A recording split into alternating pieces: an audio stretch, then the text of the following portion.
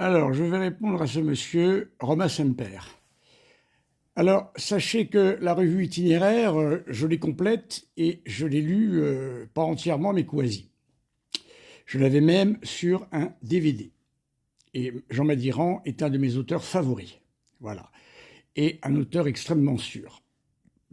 Je dois vous dire que, dans la phrase que vous venez de dire, mon cher monsieur, je signe les deux mains.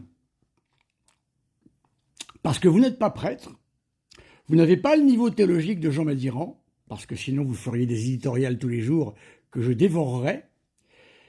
Donc, vous ne voyez pas ce que dit ici Jean Madiran.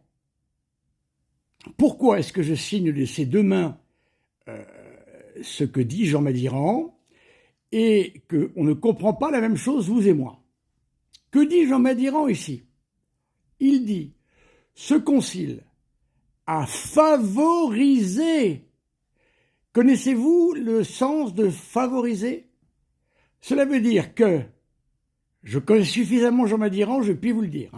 J'ai des livres de lui, j'ai un livre, le dernier livre où il a réuni les éditoriaux de Benoît XVI. C'était un grand amateur de Benoît XVI. Quand Benoît XVI est arrivé, il a partagé la joie que nous avons eue quand j'étais religieux sur l'arrivée de ce très grand pape. Voilà. Donc ne croyez pas que Benoît XVI que Jean Madiran soit de votre côté, je puis vous l'assurer. Alors, évidemment, le concile a favorisé. Comment comprendre ça?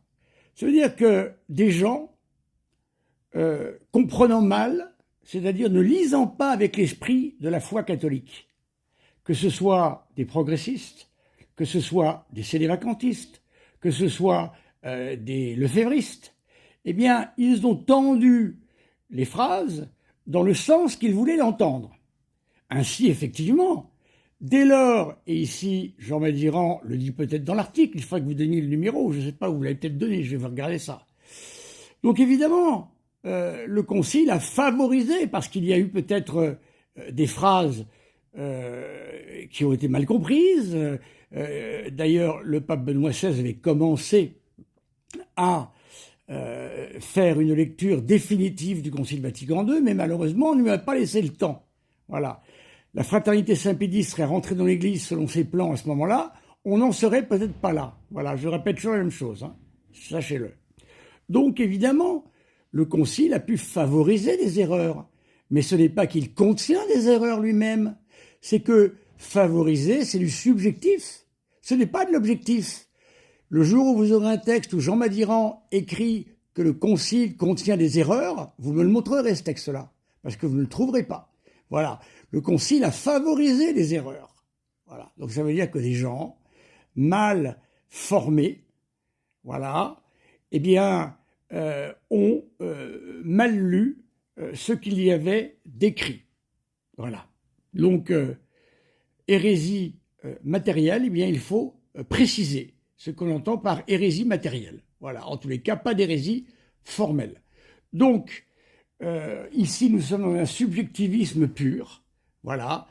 Je n'arrête pas de répéter qu'il y a eu un métaconcile, c'est-à-dire un faux concile qu'on a voulu nous vendre. Donc, tant qu'on n'aura pas fait le tri dans tout ça, eh bien, on n'en sortira pas. Alors, continuez à lire Itinéraire. Moi, j'ai lu ça il y a 20 ans, Itinéraire.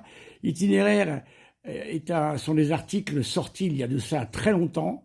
Je vous invite à vous mettre au goût du jour et à lire le Jean Madiran qui a applaudi des deux mains l'arrivée de Benoît XVI. Voilà. Ce serait peut-être plus profitable. En tous les cas, il n'est pas dit ici que le concile contient des hérésies. Sinon, il faut me les montrer. Jamais Jean Madiran n'aurait dit que le concile contient des hérésies. Voilà. Donc il faut me montrer ces hérésies.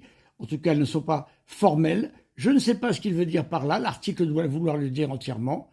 Donc je vous invite à revoir cet article et à nous en donner une lecture peut-être plus objective. Merci.